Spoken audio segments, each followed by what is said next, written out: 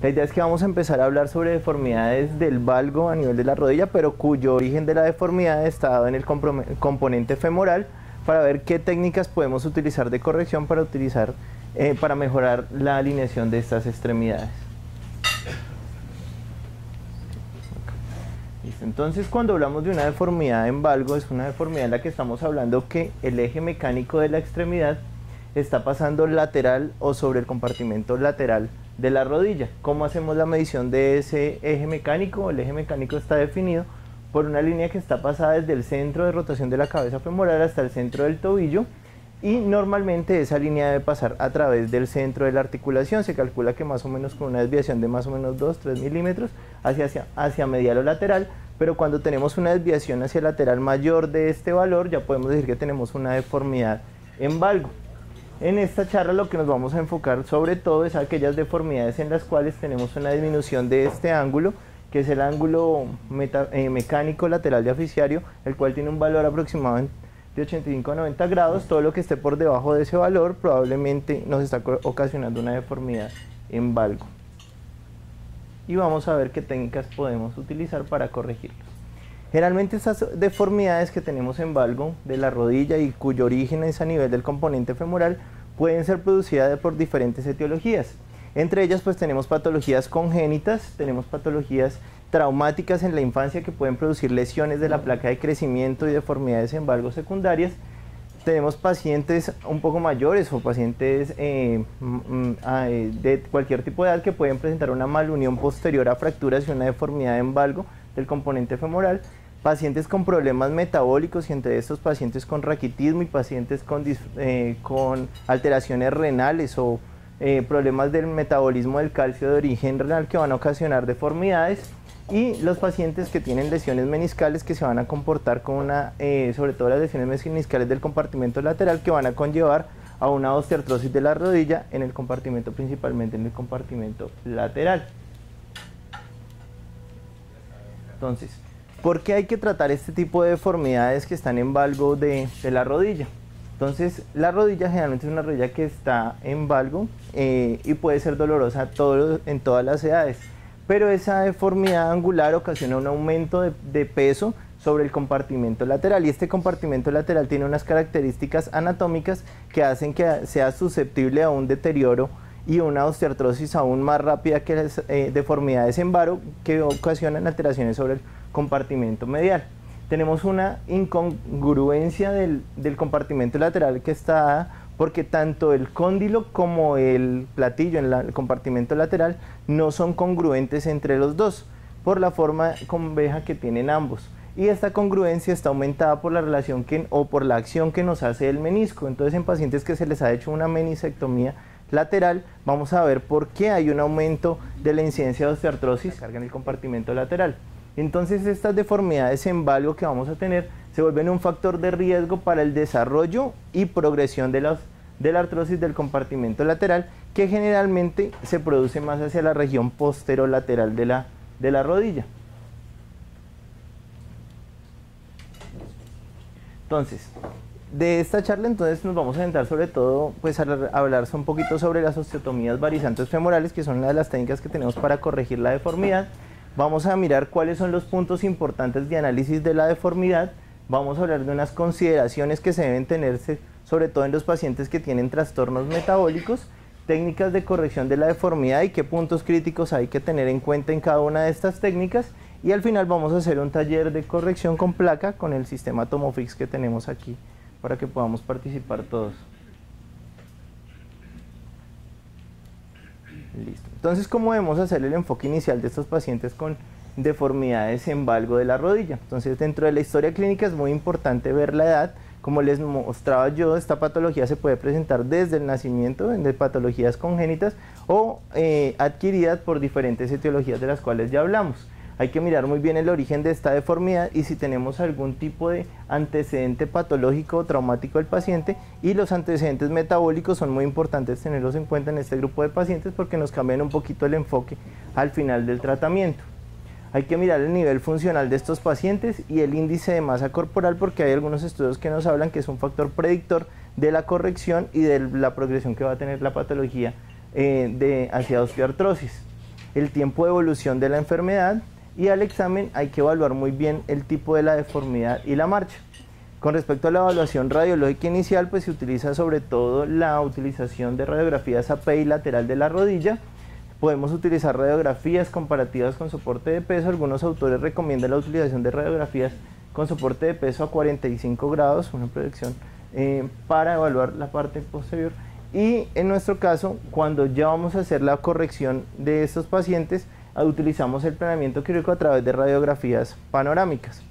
De pronto nosotros nos enfocamos mucho sobre todo en el planeamiento, en el parte del grupo, hacerlo a través de radiografías panorámicas. Hacemos una evaluación inicial de las radiografías AP y lateral, pero no sé de pronto los cirujanos de rodilla que tenemos acá, ellos si hacen todo este esquema de manejo o solo sobre la radiografía de rodilla AP y lateral hacen la corrección.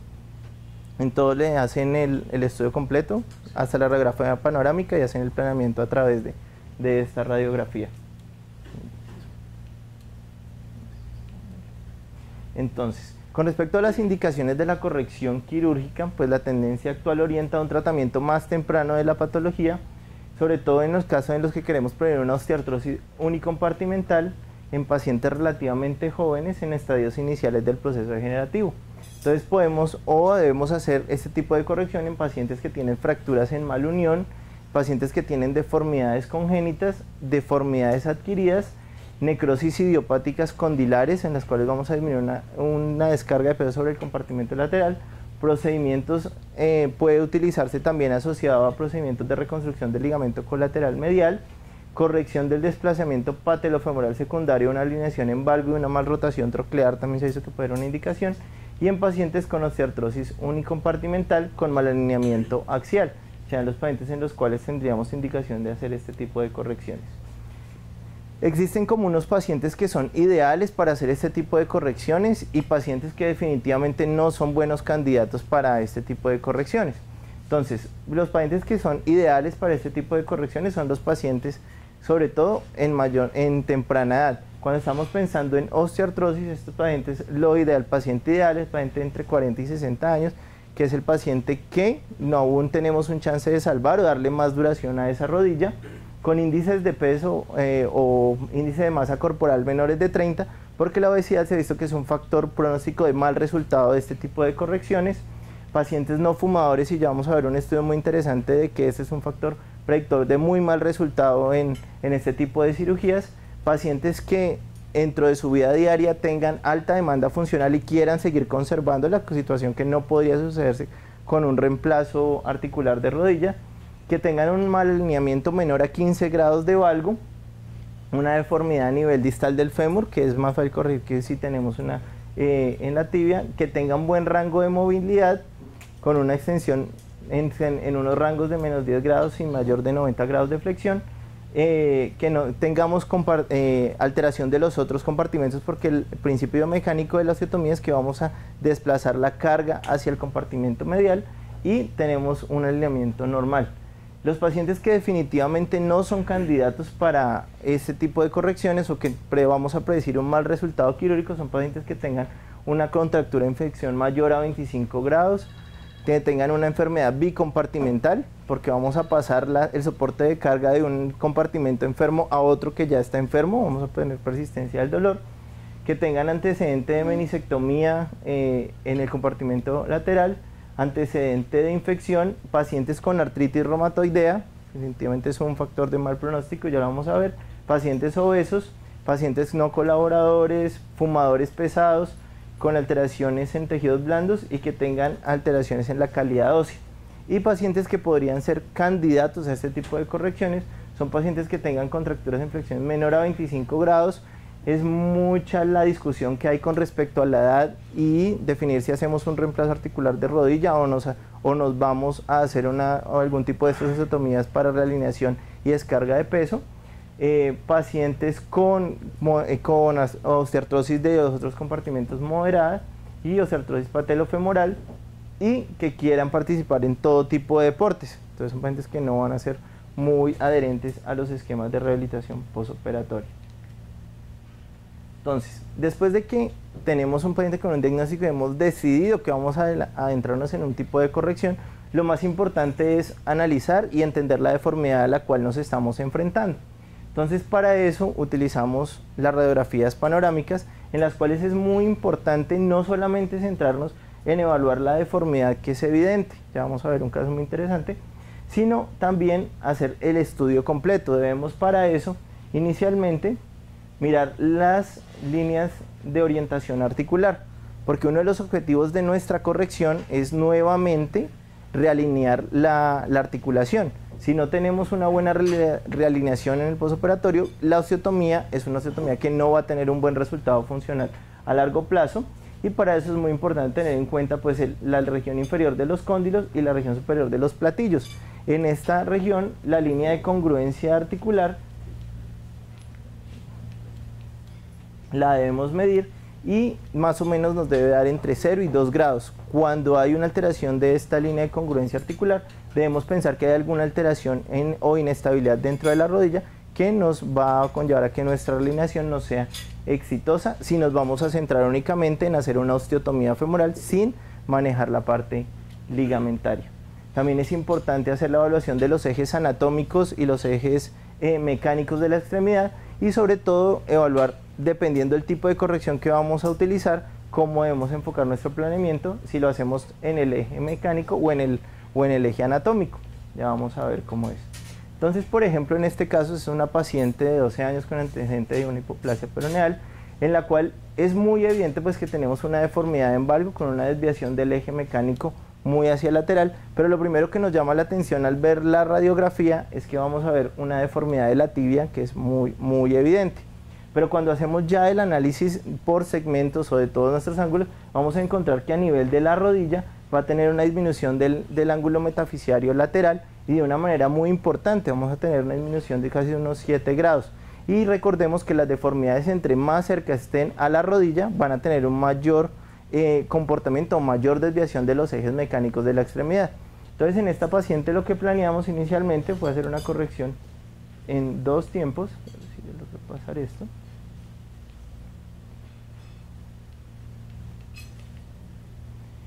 Y se planeó hacer una osteotomía lateral a nivel de la tibia y una posterior reconstrucción o corrección de la deformidad en la tibia. Ustedes se dan cuenta en esta imagen, solamente acá se hizo la corrección con una osteotomía supracondiliar, y vamos a ver que tenemos una muy buena realineación con respecto a lo que teníamos en el preoperatorio de la alineación del eje mecánico. Aún no es perfecto, por lo cual aún falta corregir la deformidad en la tibia, pero solo con una intervención a nivel de la rodilla podemos empezar a modificar. Y si nos centramos en lo que es evidente, probablemente vamos a corregir y vamos a tener correcciones insuficientes de la alineación de la extremidad. Entonces, ellos utilizan el eje mecánico femorotibial y dicen que debe dejar en 0 grados, o sea, una línea recta completa trazada a través de toda la extremidad, o el eje mecánico medial pasando más medial al punto más profundo de la tróclea, o sea, desviarlo hacia el compartimento medial. Lo que uno pensaría es que uno debería hacer una sobrecorrección si tenemos un buen compartimento medial y ya tenemos signos de desgaste a nivel del compartimento lateral. Entonces, los resultados esperados de este tipo de osteotomías es que vamos a tener una osteotomía que es eficiente para disminuir el estrés biomecánico de la rodilla en extensión y durante la marcha, ya que durante la posición bípeda vamos a modificar el eje de carga de la extremidad. Pero como ustedes recordarán, este tipo de osteoartrosis afecta más el compartimento posterolateral, en la parte posterior del compartimento lateral. Entonces, a 90 grados este punto de contacto de la rodilla no cambia, entonces probablemente estos pacientes van a tener algunos síntomas todavía cuando hagan actividades con la rodilla en flexión. Entonces, es una de las cosas que no podemos esperar mejorar. Mediante la realización de osteotomías con fijación interna, podemos hacer osteotomías de apertura lateral, osteotomías de cierre medial, osteotomías cupuliformes, osteotomías biplanares. Vamos a analizarlas una por una. También las podemos hacer a través de fijador circular para hacer una corrección progresiva o con fijador monolateral. Y si tenemos discrepancia de longitud de la extremidad, pues utilizamos técnicas progresivas asociadas a alargamientos. Entonces, para empezar, vamos a empezar a hablar un poco de las osteotomías de apertura lateral. Esta es la técnica descrita inicialmente por Pudo, en la cual él hace un abordaje lateral. Generalmente se recomienda hacer un abordaje retrovasto, y se hace el paso de una guía que lo que se recomienda es pasarla más o menos a unos 20 grados de inclinación y anclarla en la región supracondílea sin penetrar completamente esta región medial. Ya vamos a ver por qué esta región es tan importante al hacer este tipo de osteotomías. Y después de que se hace la osteotomía,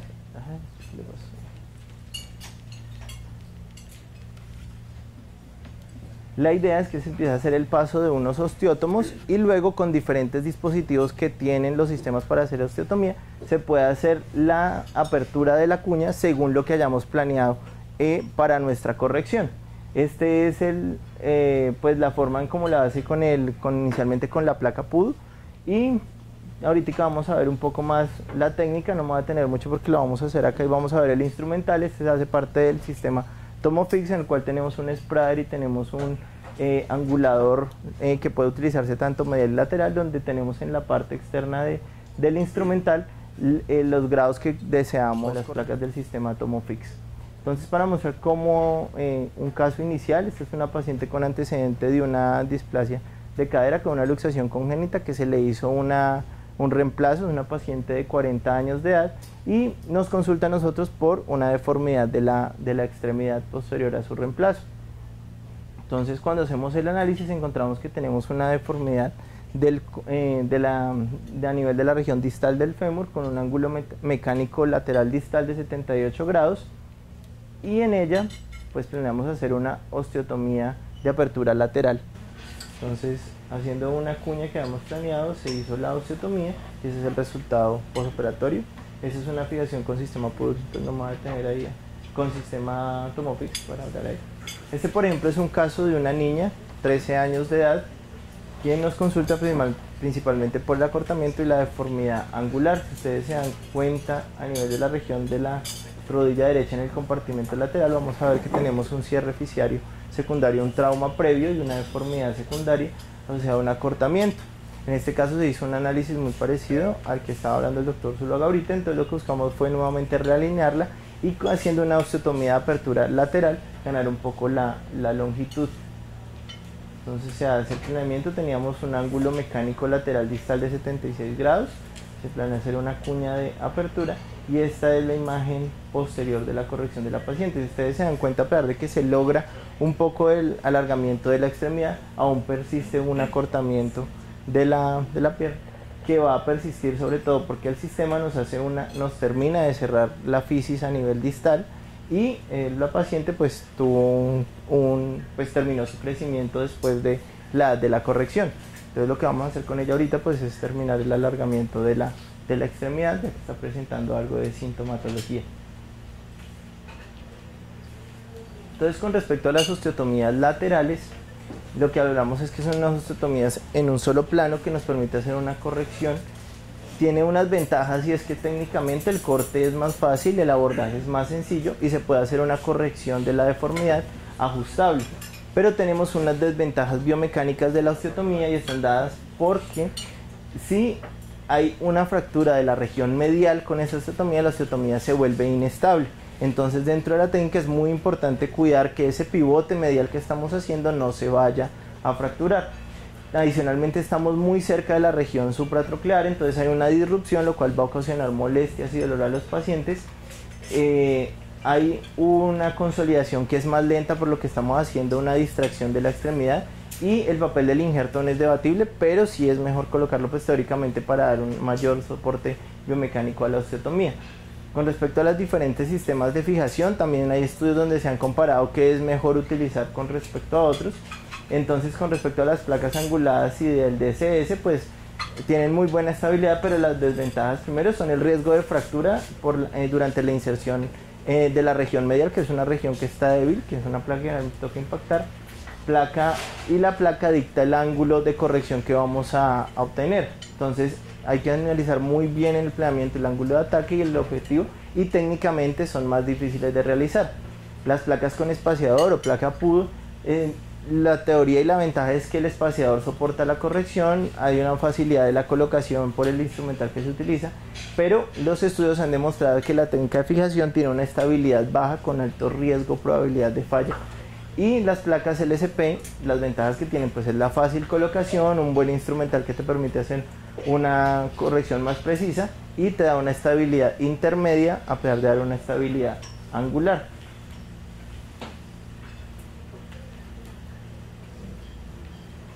Entonces, para mostrarles este caso clínico, esta es una paciente igual a consulta posterior a una corrección o hacer una osteotomía horizonte lateral con una placa PUD. Pero vamos a ver acá en la radiografía más cercana, lo que estamos viendo es lo que les estoy mostrando. Cuando se hay una disrupción de la cortical medial, este constructo se hace muy inestable y tiene la tendencia a fallar y a aumentar la deformidad o la corrección que estábamos utilizando. Entonces, en este caso, si quieren. Entonces, ¿qué proponen para hacer la corrección de esta paciente? Utilizarían la misma placa PUDUL, se pasarían a un sistema Tomofix, utilizarían una placa de fémur distal. En este caso. Probablemente es mejor colocarle una placa más robusta como de trauma. Sí, entonces, pues, en estos casos donde ya hay disrupción de la cortical medial, ya esto más o menos se comportaría no a una osteotomía, sino a una fractura supracondilia. Entonces, la idea es que todos estos sistemas que están hechos para osteotomía radican mucho su estabilidad en la cortical medial. Si ya tenemos disrupción de esta cortical, utilizar o pasarnos a un sistema de osteotomía no es lo más recomendable. Entonces, en este caso, ¿sí ya? Aquí va a pasar. Se hizo unos eventos con una placa de fémur realizando la corrección, y esa es la imagen más o menos de la reducción que se obtuvo y de la corrección posterior. Entonces es muy importante que cuando se hagan osteotomías de apertura lateral se tenga en cuenta que esta bisagra medial que está haciendo la osteotomía se debe conservar o se va a perder mucho la estabilidad del constructo. Otro tipo de osteotomías son las osteotomías mediales. Diferentes técnicas se han utilizado y se pueden hacer en un solo plano o biplanares. Ya vamos a ver cómo se hace. Las ventajas es que pues primero tienen un buen potencial de consolidación, los cortes se hacen oblicuos, lo cual aumenta la estabilidad, tiene una fijación cerca a la zona de soporte de carga, o sea la región medial donde estamos transfiriendo, y es un constructo teóricamente altamente más estable. Pero vamos a tener problemas porque vamos a tener un acortamiento óseo, vamos a tener una disminución del tamaño de la extremidad. Es un poco más difícil técnicamente, y ahí de las consideraciones técnicas de lo que hablaban muchos de los artículos o de los autores que hacen este tipo de osteotomías, es que la corrección se debe planificar en un plano oblicuo. ¿Con qué objetivo? Para que los cortes tanto distal como proximal tengan más o menos la misma longitud, es decir, se forme un triángulo isósceles y no un triángulo escaleno, porque cuando se hace la reducción del fragmento distal sobre el proximal, si hay diferencia en la longitud de uno de los dos, se puede producir sobrecompresión a nivel del foco de la osteotomía y producirse sobrecorrecciones de la alineación o del objetivo quirúrgico que queremos obtener. Entonces lo que hacen es una osteotomía de la región posterior y media del fémur en la región distal, y respetan la cortical anterior a nivel de la región supratronclear, llevándolo hacia anterior para hacer una osteotomía de cierre, respetando toda la región supratronclear, disminuyendo la disrupción que se hace en esta zona. Con respecto pues a la comparación de esta técnica con las otras técnicas que ya hemos venido hablando, lo que sí es evidente es que esta técnica da un poco más de estabilidad axial, pero se pierde estabilidad a nivel rotacional de la osteotomía, a pesar de la técnica de fijación que se utilice. En este trabajo pues compararon diferentes técnicas y más o menos el resultado pues. Entonces con los problemas que tenemos... Para los estudiantes, la otra, para los estudiantes es lo que dice el doctor de los Ríos. A ver, solo ya dos quitas, por favor. Que no me avance. La que sigue. Esas son las placas doblemente acodadas, ¿no? A 90 grados, eso es lo que no estamos hablando ahí cosas muy, sino es el acodamiento a 90 grados para que se pudiera poner por el lado medial.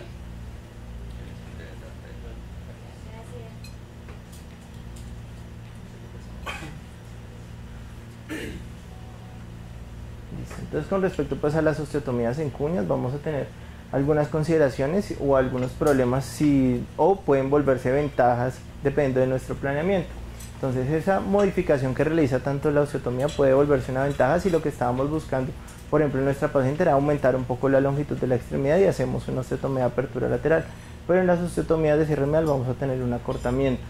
El riesgo de no unión por esa misma separación, sobre todo en las osteotomías laterales, las fallas en la fijación si tenemos errores en la técnica o inherentes al procedimiento, el problema de la sobrecorrección o corrección insuficiente que hay que tener en cuenta dentro del planeamiento, y adicionalmente son osteotomías que son parafocales, que generalmente no realizamos a nivel del ángulo del centro de rotación de nuestra deformidad, sino que se hacen en diferente localización, lo cual ocasiona una traslación para poder realizar la corrección adecuada. Pero si estamos respetando la cortical medial, en este caso, o la cortical lateral, pues no vamos a poder hacer esa traslación porque se pierde o se da mayor inestabilidad. En este artículo que ellos refieren la técnica de la deformidad y logran corregir deformidades hasta de más o menos 25 grados, tanto en varo como valgo. Pero me llamó mucho la atención es que en este artículo ellos hablan de que no hacen liberación del nervio peronero durante la corrección. Entonces, la liberación del nervio peronero para nosotros es algo que realizamos profilácticamente cuando hacemos correcciones de varo a valgo, y se ha hablado de que estas correcciones ponen en riesgo al nervio por una distracción versus un atrapamiento a nivel de los lugares por los que pasa el nervio.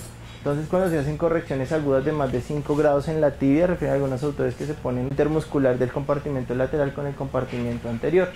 La técnica, podemos ver el transcurso del nervio y podemos ver muy bien qué es lo que estamos cortando sobre el nervio.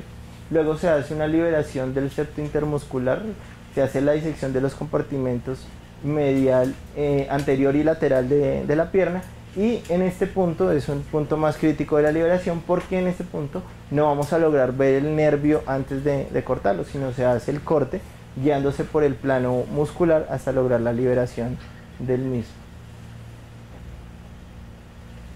Entonces, aplicando la corrección de la traslación, podemos, o hacer osteotomías de traslación a nivel, podemos utilizar o incorporar otro tipo de corrección. Entonces, por ejemplo, este es un caso de corrección en la cual tenemos una deformidad angular a nivel de la región distal del fémur, secundario pues una fractura femoral fijada con un clavo retrógrado. Lo que encontramos es que tenemos un mal alineamiento, y haciendo una traslación y la utilización de un tornillo polar podemos hacer la corrección de esta deformidad con un clavo endomedular. Más o menos ese sería el principio. Entonces lo vamos a entender un poco más acá. Entonces, en este esquema, que es en el cual se hace una corrección ayudada de tutor y clavo, lo que se hace es pues mirar qué tanto vamos a corregir, y esto que estamos viendo acá, que es lo que esperamos corregir, que es la deformidad que vamos a corregir, es lo que vamos a producir la traslación con nuestro fijador. Se hace la corrección, y para que se alinee el eje del fémur con nuestro punto de inserción y mantener esa alineación, utilizamos la colocación de unos tornillos que nos van a mantener centrado el clavo dentro del canal y nos van a permitir mantener la corrección angular utilizando clavos retrógrados. Entonces, más o menos este sería el objetivo de hacer este tipo de correcciones a través de técnica. Entonces, utilizamos el principio de la corrección o osteotomía cupuliforme, haciendo una traslación que nos permite alinear el canal, nos permite hacer la corrección angular a nivel distal y nos permite hacer la fijación con un sistema intramedular de distal hacia proximal. En este caso clínico, entonces nuevamente tenemos un paciente con una deformidad en valgo, tenemos una deformidad un poco más severa, vemos acá, tenemos un ángulo metafisiario lateral distal del fémur de unos 65 grados, vamos a hacer una corrección aproximadamente 20 grados. Entonces, en este caso lo que planeamos hacer es una corrección progresiva con un fijador. Entonces, en este caso lo que hacemos es pues planear nuestra osteotomía, hacemos una distracción a nivel del foco y la corrección angular mediante la colocación de nuestras bisagras a nivel del foco o a nivel del cora de nuestra deformidad, y este sería el resultado postoperatorio. Eso es para mostrarles que dentro de las técnicas también podemos utilizar fijación externa como una alternativa, y esta se puede utilizar también al alargamiento de la extremidad en los casos en los cuales queremos hacer tanto la corrección como la distracción para el alargamiento de la extremidad. Este es el resultado postoperatorio de la paciente, solamente se le hizo la corrección angular. Si ustedes se dan cuenta, a pesar de tener un fijador, pues no hicimos el alargamiento en este momento por las decisiones de la paciente. Entonces, con respecto pues a cuándo pasarnos de corrección con fijación interna a fijación externa, Entonces pues utilizamos para deformidades cuando son muy grandes, son mayores a 25 grados y queremos hacer la corrección de dismetrías de la extremidad. Ya con respecto pues a la utilización de estas técnicas en algunos pacientes, como les mostraba al principio, los pacientes que tienen antecedentes de patologías con alteraciones en el metabolismo del calcio, lo que se ha visto es que tenemos varios problemas en estos pacientes y es el riesgo de la recurrencia de la deformidad posterior a la fijación o retiro de la fijación. Entonces en estos pacientes que tienen calidad ósea deficiente y que la patología de base no siempre es corregible, como son los pacientes con insuficiencia renal crónica o que no han sido llevados a trasplantes, pues la utilización de clavos endomedulares se recomienda para hacer este tipo de correcciones, haciendo correcciones más o menos como la que les mostraba en el caso anterior. Este es un paciente que tenemos pendiente por operar, es un paciente con una osteodistrofia renal, con una deformidad en valgo muy severa, con una deformidad tanto en los componentes femoral como tibial, en los cuales planeamos hacer una reconstrucción con clavos endomedulares. Por ahora pues no lo hemos operado, no les puedo mostrar. Y con respecto pues a los estudios clínicos de este tipo de osteotomías, ese es un artículo de los más viejitos que encontré, en los cuales empezaban a hablar de la utilización de esas osteotomías, en los cuales incluían pacientes con diferentes tipos de patologías, 23 pacientes, 15 con osteoartrosis, 3 con osteoartrosis postraumática, 3 con artritis reumatoidea, 3 con osteoestrofia, incluyendo pacientes con patologías metabólicas, con una edad media de 55 años, con un ángulo tibiofemoral de 18 grados, y en los cuales hacen un seguimiento a largo plazo de si esta intervención funciona o no. Lo que ellos encuentran es que hay en el 83% de los pacientes buenos y excelentes resultados, mejor en pacientes con osteoartrosis del compartimento lateral, pero estos autores de entrada ya empiezan a hablar de lo que veníamos hablando cuando hablamos de las indicaciones, que no se recomienda en pacientes con artritis reumatoidea hacer este tipo de correcciones. En otros trabajos hablan del seguimiento a largo plazo. Entonces en estos a 6.5 años encontramos un 57% de buenos resultados o duración de la extremidad. Filkenstein en un trabajo de 20 osteotomías encontró que 13 de estos 20 pacientes a 11 años podían tener un resultado satisfactorio, y la probabilidad de supervivencia a 10 años pues nos da un valor de 64% de este grupo de pacientes. Sterling con 14 pacientes habla de 71% de buenos resultados en un seguimiento a 4 años, pero habla de que el mal pronóstico que le encontraba en ese grupo de pacientes son pacientes que tengan 1.3 veces el peso ideal y el número de cirugías previas. Entonces de ahí de nuevo la selección del paciente como un predictor de resultado. Ese es uno de los artículos más recientes del 2014, son 18 pacientes a los que realiza osteotomía lateral. Se excluyeron pacientes que tuvieran osteoartrosis ya mostrada a través de artroscopia del compartimento medial. Se utilizó inicialmente pues la técnica de PUD, que es el paso de guías, pero se realiza la fijación con sistema Tomofix. 5 de estos pacientes se realizaron procedimientos adicionales. Lo que está ahorita o en tema de investigación es la asociación de estos procedimientos a utilización de técnicas biológicas como la utilización de condrocitos autólogos, técnicas de microfractura para arreglar un poco el compartimento y el trasplante meniscal. De estos 4 pacientes fueron a reemplazo articular con una sobrevivencia de la osteotomía de la articulación del 79%. Los autores sí refieren que hay una mejoría en los índices de funcionalidad, y uno de los problemas que ellos encuentran con este tipo de osteotomías a nivel lateral es la necesidad del retiro del implante en por lo menos la mitad de los pacientes por la prominencia que ocasiona el sistema de fijación en la región lateral y la incomodidad. Estos autores son muy claros en que, como de sus factores de mal pronóstico que encontraron, esos pacientes que sean fumadores, que no son candidatos para hacer este tipo de intervenciones por mayor riesgo de falla de la intervención. Más o menos es lo que les tenía que contar.